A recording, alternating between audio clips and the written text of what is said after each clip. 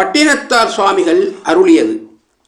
சுரப்பற்று வல்வினை சுற்றமும் அற்று தொழில்கள் அற்று சுரப்பற்று மங்கையர் கையிணக்கம் அற்று கவலையற்று வரப்பற்று நாதனை வாயார வாழ்த்தி மனம் அடங்க பரப்பற்று இருப்பது அன்றோ பரமாபரம் ஆனந்தமே.